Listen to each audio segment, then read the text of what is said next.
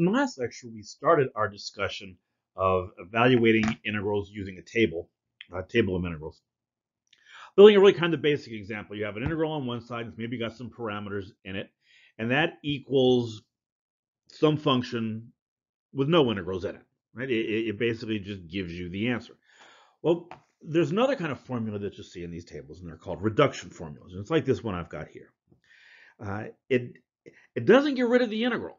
Right? We've got an integral on both sides of this, but the hope is that the integral on the right-hand side is somehow going to be simpler than the integral on the left, so that the integral on the right-hand side, we know how to evaluate.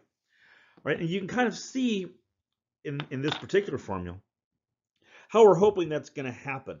We have this exponent here on the original integral and the exponent on the other side that we get from the formula.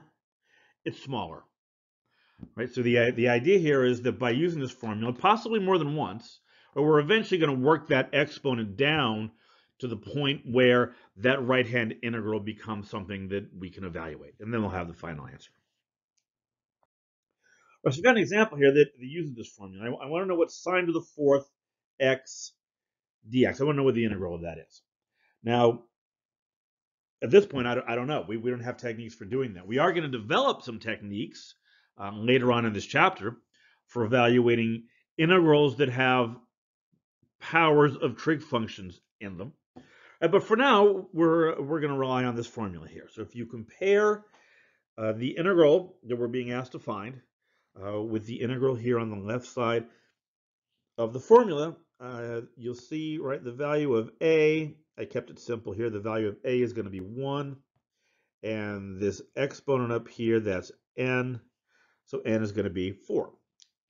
So my formula here is telling me is that the integral of sine to the fourth x dx is equal to negative sine n minus 1, so that's going to be sine cubed x cosine x over 1 times 4, so it's going to be 4, plus n minus 1 over n, that'll be 3/4. The integral of sine n minus 2, that's going to be sine squared x dx. Okay, so at this point, we really could wrap it up here. We saw back in the first semester calculus class how to evaluate the integral of sine squared x. You use a trig formula, right? You use a formula that has cosine 2x in it. And we could do that, right? We could do it that way. But I'm going to do it a little differently. I'm actually going to use the formula again, right? Because this is something that you often have to do when you're using these reduction formulas. So now a is still going to be 1, right? But now n is going to be 2, right? That's the exponent. N is going to be 2 instead. So this is going to equal negative sine cubed x cosine x over 4. That's just that first part. The first part stayed the same. Plus 3/4. Now I'm going to put, again, 1 in for a and 2 in for x. So this becomes negative sine x cosine x over 2 plus, we're going to put 2 in there, so this will be 1/2. The integral, and see, here's where it here's where it really gets useful, right? That sign is going to go away. N minus 2, that's going to be 0. So this will be sine to the 0 power of ax. Well, anything to the 0 power, that's just 1. So this is just the integral of dx. Right, now we can get to our final answer, right? This is negative sine cubed x cosine x over 4 minus, I'm going to go ahead and distribute this 3/4 into here. So this will be minus 3/8 sine x cosine x plus 3/8 x, that's the integral of dx, plus the constant. And there you go. That's it. Right there. There's our integral. Now, some of you might be scratching your head a little bit. this step here was actually just a little bit sketchy.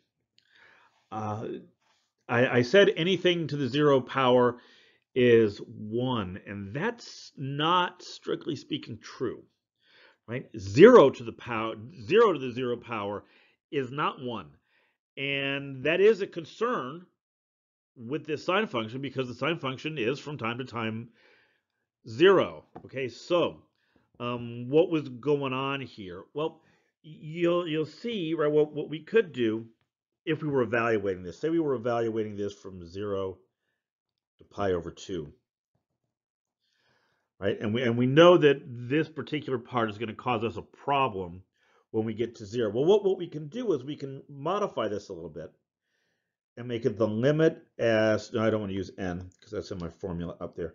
The limit as m goes to 0 of the integral of m pi over 2